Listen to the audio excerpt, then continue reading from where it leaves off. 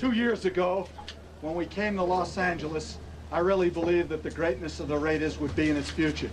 And with all the great teams we've had, I think today that this organization, this team, this coaching staff dominated so decisively that two things must be said. Not only, in my opinion, are you the greatest Raider team of all time, Thank you. I think you rank with the great teams of all time that have ever played any professional sport. Commitment to excellence, the motto of the Raiders. And once again, Coach Tom Flores fulfilled that commitment in a Super Bowl. The final score, Los Angeles 38, Washington Redskins 9. They have turned back the team that many just a few weeks ago were trying to rank with the greatest of all time. They have turned them back in the most shattering fashion imaginable.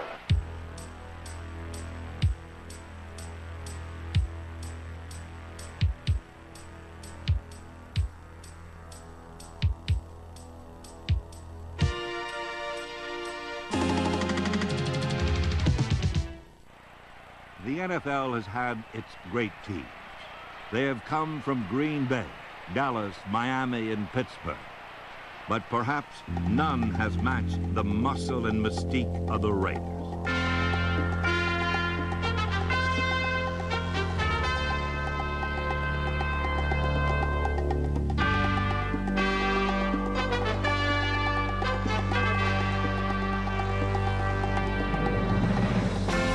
Over the past 20 years, the Raiders have been the winningest team in all of professional sports.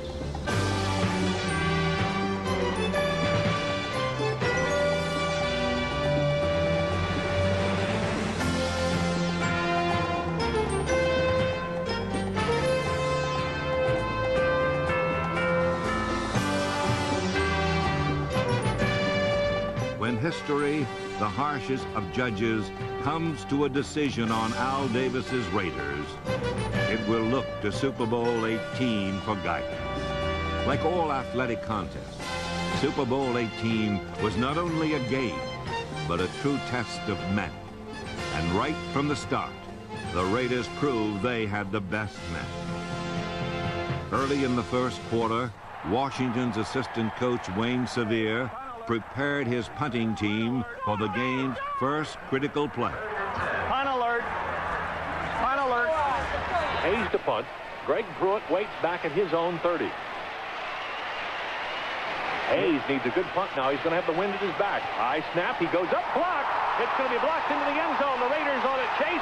It'll be recovered in the end zone. It'll be recovered for a Raider touchdown. Lightning has struck wearing black and silver. Derek Jensen, number 31, blocked the kick, and I believe he recovered it. It's gone. We can't worry about that one. Oh, yeah. That guy just took an inside charge in Otis, and he missed him. The game's first touchdown was the result of an outstanding effort by Derek Jensen, number 31, the captain of the Raiders special teams. At the snap of the ball, Jensen cut inside of the Redskins' Otis Wansley. And when Clint Didier moved out to block Lester Hayes, Jensen had an open path to the punter.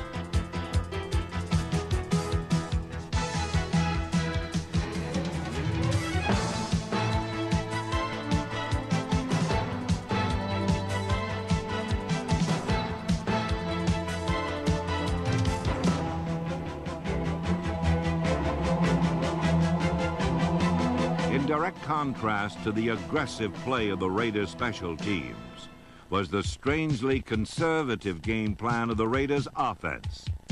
Throughout the first quarter, it was a carefully controlled mixture of short, safe passes.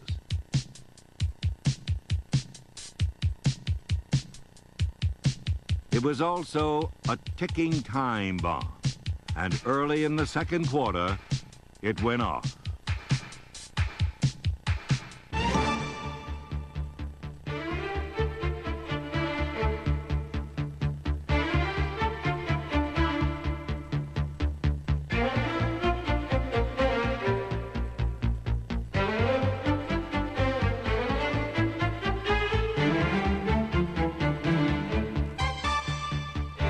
Cliff Branch, number 21, is a talkative little receiver with a gift of grab.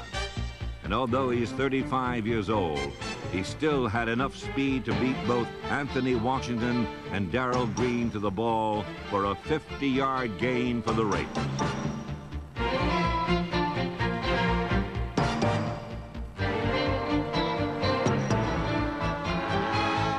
2 plays later, quarterback Jim Plunkett again located Branch, this time in the end zone for a 13-yard touchdown. For the second time, young Anthony Washington, number 24, was outmaneuvered by Branch. One quick inside move, and Branch was wide open.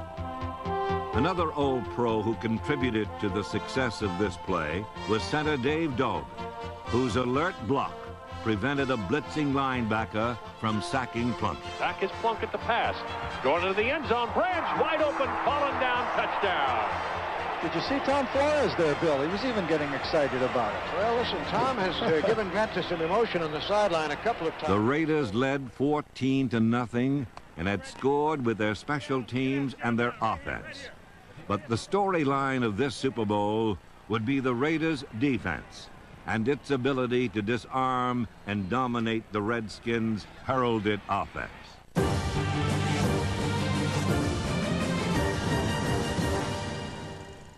Figures in the Raiders' defense were the cornerbacks number 37 Lester Hayes and number 22 Mike Haynes. The Redskins' wide receivers, Charlie Brown and Art Monk, became their reluctant partners in a demanding dance that would affect every phase of the Raider defense.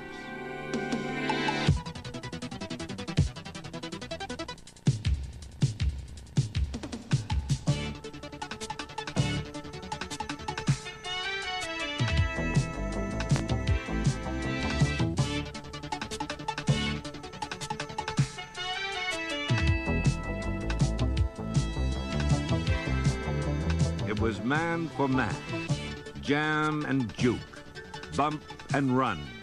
And the coverage by Hayes and Haynes was so intimidating that neither Brown nor Monk caught a single pass in the first half.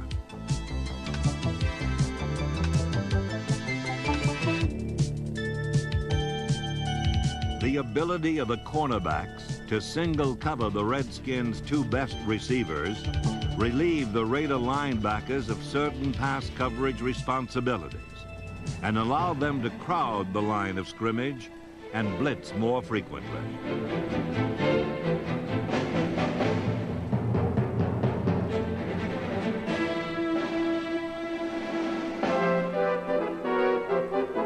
While the outside linebackers pressured Joe Theismann, the inside linebackers filled the gaps to stop John Riggins.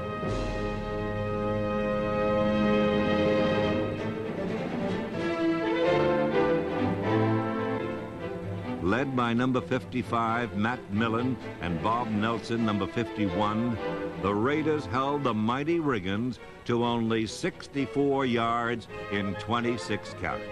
His longest run of the day was a mere 8 yards.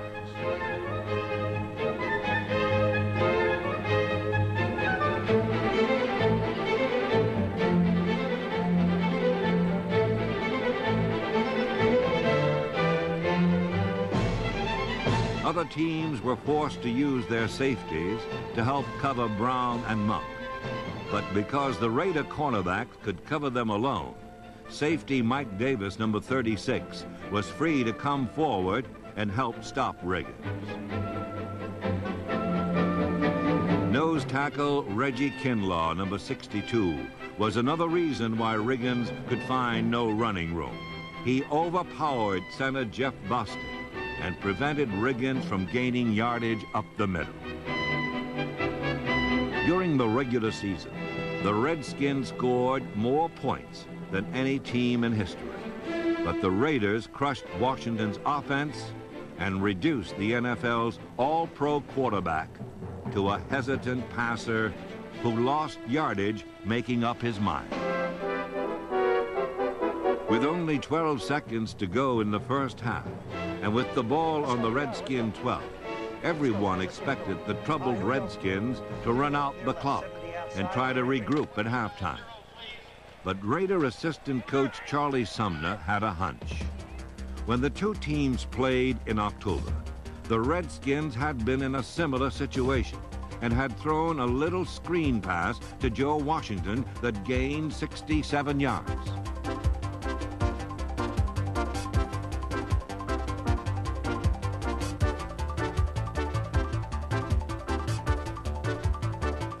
Anticipating the same play, Sumner replaced Matt Millen with a pass defense specialist, Jack Squirick, number 58, and instructed him to play man for man on Joe Washington. Here come the Redskins with 12 seconds to go in the half, trailing 14-3. Theismann back, looks off to the left, and he fires it out there. Intercepted! Jack Squirick! Touchdown Raiders! I don't believe it! Holy Toledo! A screen pass, and they looked like they knew it was coming. Man ran right for it.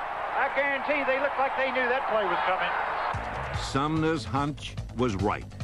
When Theismann dropped back, Squirick raced toward Washington, then picked off the pass intended for him and waltzed in for the touchdown.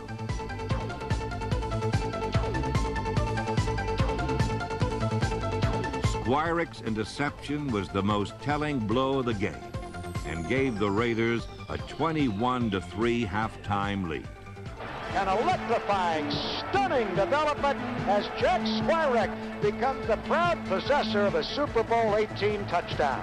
Bill, I'm flabbergasted. I cannot believe that the Redskins, back on their own 12-yard line, with 12 seconds to go in the half, would do that.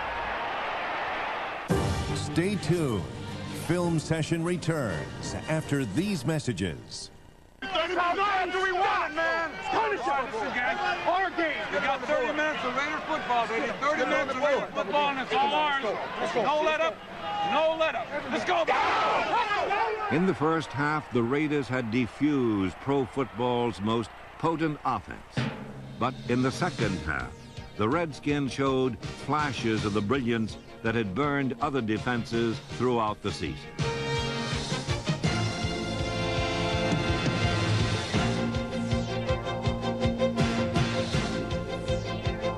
In the third quarter, Joe Theismann called on a variety of receivers to move 69 yards in 8 plays to the edge of the Raiders' end zone. It's too early for the Redskins to panic. They just got to play good, hard Redskins football. They can get back into this football game. If there's ever a team that could come back from a 21-3 halftime lead, it is the Redskins. They've scored 30. They've averaged 34 points a game. Boy, this is going to do a lot for that whole Redskin football team to get in right here. Here's Riggins, right side, vault, touchdown, Washington Redskins. No doubt about it. And they played Redskins football all the way on that drive. They have momentum back down. They get them right back in the football game. They just showed the silver and black that the burgundy and gold has come to play.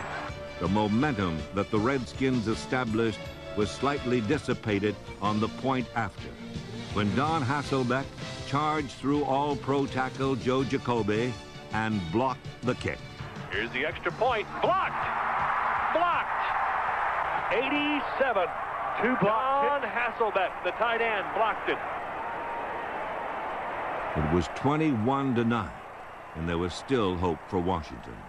They had scored 17 unanswered points in the fourth quarter in that earlier game against Los Angeles. This time, however, the Raiders took the ball and turned out the lights.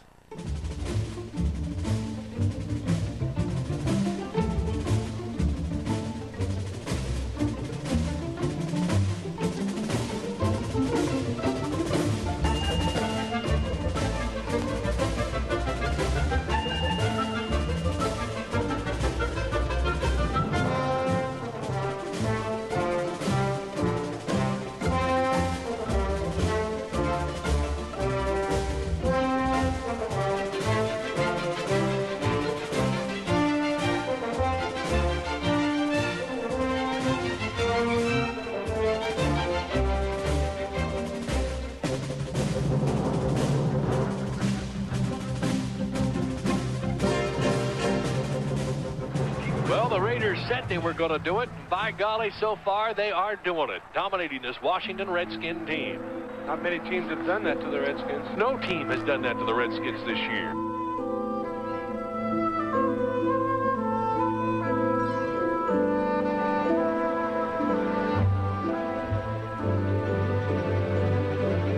Crockett giving the ball here to Allen. Cut back over the middle. Dax is 3-2-1. Touchdown Raiders! A marvelous piece of zigzag dancing.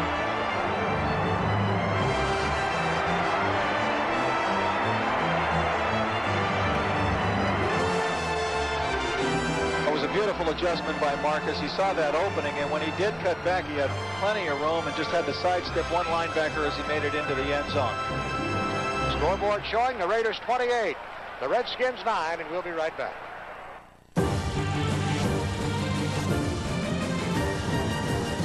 Third quarter, Los Angeles committed a rare mistake. Cliff Branch fumbled, and Washington recovered in scoring position on the Raider 36. But the vital organs of the Redskin offense were no longer functioning, and 3 plays gained only 9 yards. A field goal means that 17 will win for us by 1. Although we ought to go for it here.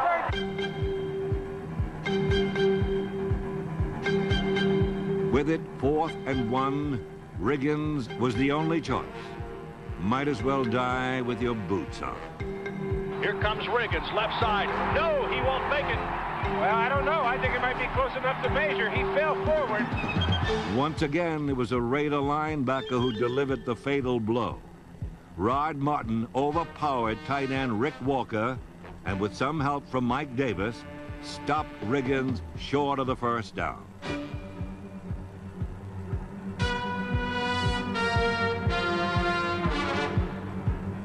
He did not make it. No, he didn't. So the 4th down fails, and the Raiders have taken over at their own 26-yard line. You know, as soon as the sun went down and this became a night game, the Raiders immediately started playing better. As Washington's hopes faded into the dying daylight, on came Marcus Allen, running with the knife.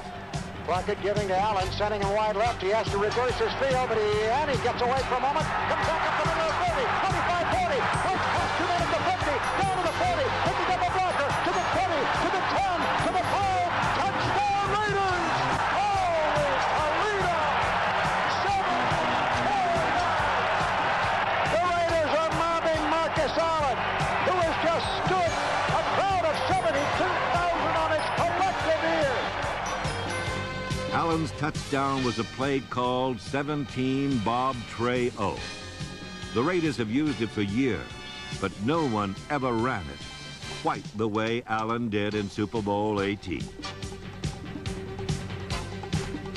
The play was designed to go inside the corner linebacker, but Allen took it too wide, and when he saw safety Ken Coffey charging in unblocked, he reversed his field. What began as an ugly, busted play turned into a beautiful 74-yard touchdown run, the longest in the history of the Super Bowl.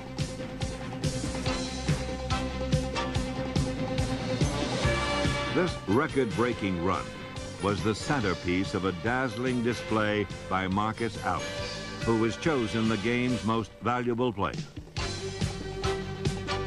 In the 4th quarter, Allen's ball carrying set up a field goal, and he finished the day with 191 yards rushing, the most ever by anyone in a Super Bowl.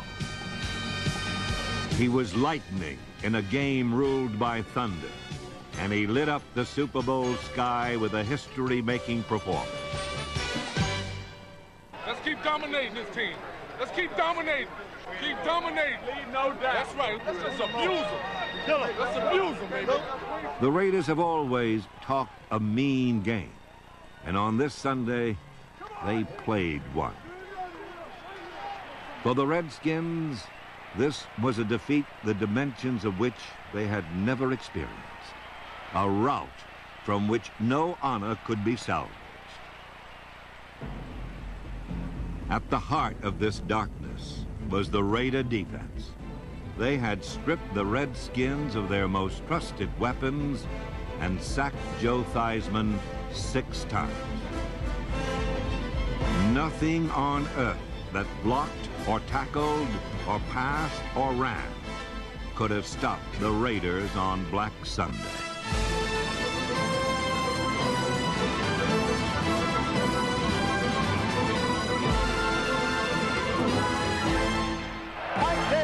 With a safety blitz. No way Theismann could see him. He was jolted loose from the ball, and the Raiders take it away. And the Raiders' celebration will start.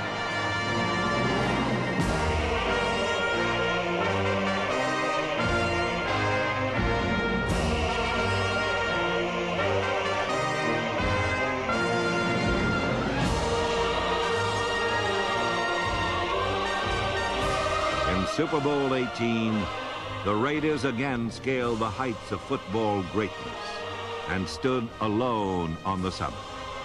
A team of young men filled with promise and old veterans filled with pride.